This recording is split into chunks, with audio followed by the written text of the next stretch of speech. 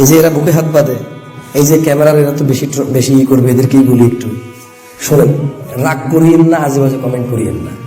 এই যে ইহুদির দালাল বলেন আপনারা, কেন এখানে হাত বাঁধছে একটু লিখে দিয়েন, কোন ইহুদি এই হাত বাঁধার পদ্ধতিটা দিয়ে গেছে। এই যে আমিন বললে যে চিল্লান, আমিন বললে যে বলেন যে এই ইহুদির দালাল, তো কোন ইহুদি দিয়েছে একটু বলে দিয়ে। যদি দেখতে পারি যে বেটা ইহুদি, ইনশাল্লাহ কালকে ছেড়ে দেব। আর যদি দেখতে পান যে না বেটা ইহুদি না, তাহলে আমার কথা যে রুকু থেকে উঠে হাত তুলতেন, আপনি মেনে নিন। সত্য গ্রহণে কোনো অহংকার নাই। আপনি জানেন না এর মানে এই নয় যে জিনিস নাই। শোনেন, এই যে মসজিদ থেকে বের হওয়া বলেন, আচ্ছা একবারে সব বাদ দিলাম, তো আপনারাই তো বলেন যে এটা হাম্বলি মাযহাবে করে, এটা শাফি মাযহাবে করে, তো ওরা যে বাইর করলেন তার মানে ইমাম শাফি, ইমাম হাম্বল, আহমেদ বিন হাম্বল আসলে কি ওনাকে বাইর করে দিতেন? বলে যে না না, কেমনে বাইর করবো, উনি ইমাম।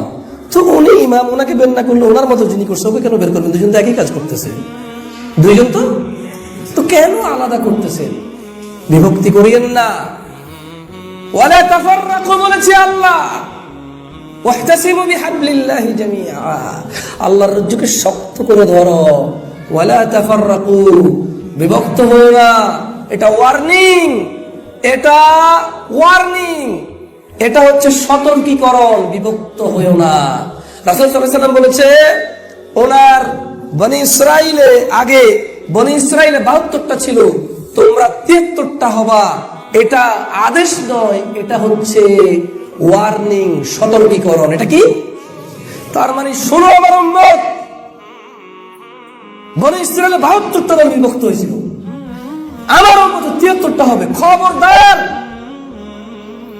একটাই থাকবা, আল্লাহর রজ্জুকে শক্ত করে ধরবা, আলাদা হইও না।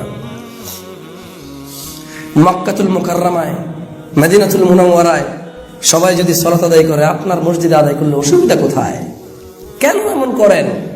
এখানে এসে সালাত আদায় করেন না, মাশাআল্লাহ, সমস্যা কোথায়?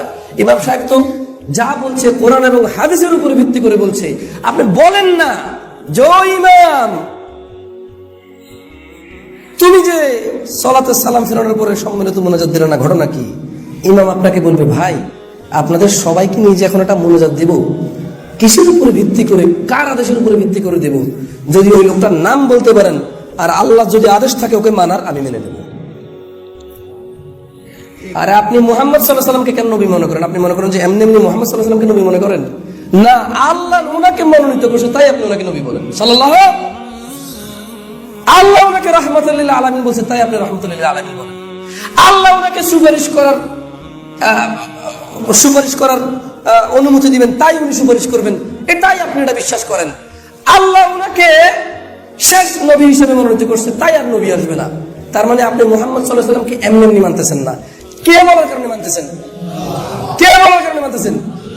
তো এই জন্য বললাম, ইয়া নবী সালামু আলাইকা বলে একটা বিরাত আমিও পড়াই দেব, তবে বলবেন আদেশটা কার? যদি ওই লোকটার নাম বলতে পারেন আর ওই লোকটাকে মানা আমার জন্য যদি ফরজ হয়, ওয়াজিব হয়, নফল হয়, যান সুন্নত হলে মেনে নেব, আমিও করে ফেলবো ইনশাল্লাহ। একটা অহংকার করিয়েন না। আর কিভাবে বুঝাবো, আর কিভাবে বুঝাবো বলো? আর জানি না, ওয়াল্লাহি জানি না, জ্ঞান এখানেই শেষ। অহংকার করিয়েন না। আল্লাহ আমাদের সবাইকে বুঝার তৌফিক দান করুন।